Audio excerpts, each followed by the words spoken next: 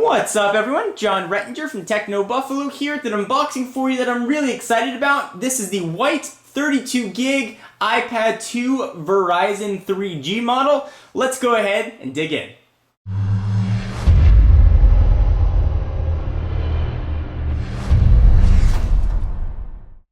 So I went white and Verizon. I figured my iPad 1 that I had was black, and on AT&T we'd go the exact opposite for comparison purposes. So here is the box. Of course, this is going to come in 16, 32, and 64 gigabyte varieties in all white and black, and available on AT&T or Verizon's 3G network. Picture of the white iPad on the front. Of course, if you get the black one, that picture will be black. Apple logos on the side, iPad, and some business here. If you do get a 3G version, you do not have to activate it in the store. We will bring back Senor Stabby, the obligatory big ol' knife, and we will cut the plastic here.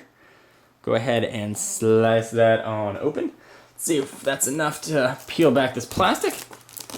You figure of all the unboxings, I would be a plastic cutting pro by now, but I'm not. So we've got plastic off. There is iPad 2. Go ahead and take off the box here. Just some cardboard on top. There is the iPad. It almost doesn't even look like anything in the box, just a screen, because the white frame matches the box. Go ahead and lift up that tab. On first blush, the iPad 2 definitely feels thin. Definitely doesn't feel all that much thinner though than the first gen, despite being about 33% thinner.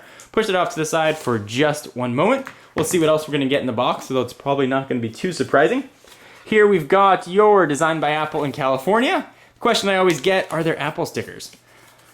So we've got some little tips and tricks about it, and there are your two Apple stickers. So we'll go ahead and close that up. USB cable with Apple's 30-pin connector. It looks to be the same one that we saw with the last gen, and it looks like the same size power adapter as well. But that's not the exciting part. Let's go ahead and take a look at the iPad 2.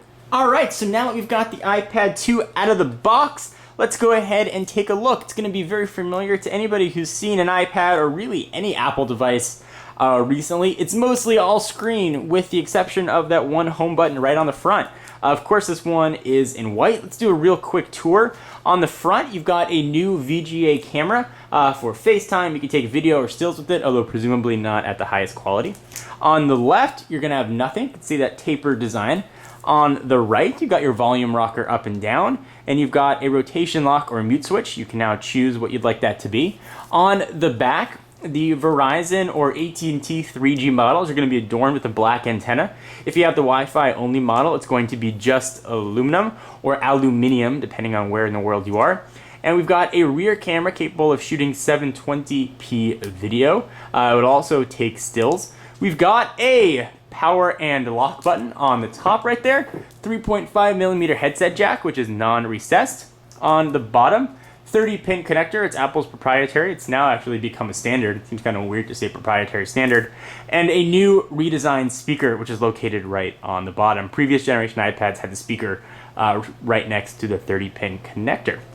On first blush, it feels a little bit thinner, but not that noticeable. It definitely feels a little bit lighter, however, because of the design. You also don't have that iPad wobble that we saw with the first generation. When you put it on a flat surface, it's not going to move very much. And speaking of the first generation, let's go ahead and bring that in for a real quick comparison.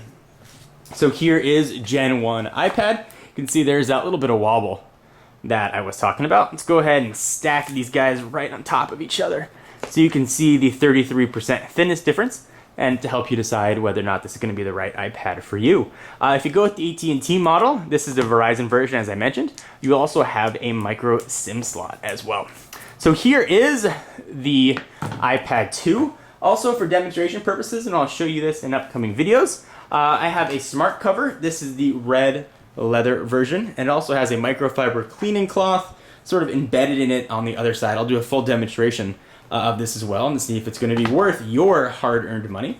For all your iPad 2 news, including comparisons versus the first generation iPad and even the Motorola Zoom, be sure to stay tuned to the channel and to TechnoBuffalo. We'll be putting all these two head-to-head to see which one is best for you.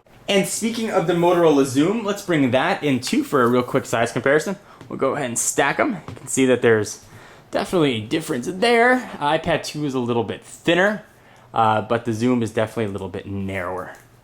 So we'll push those off, and we'll be doing a full comparison between these two kings of the tablet world.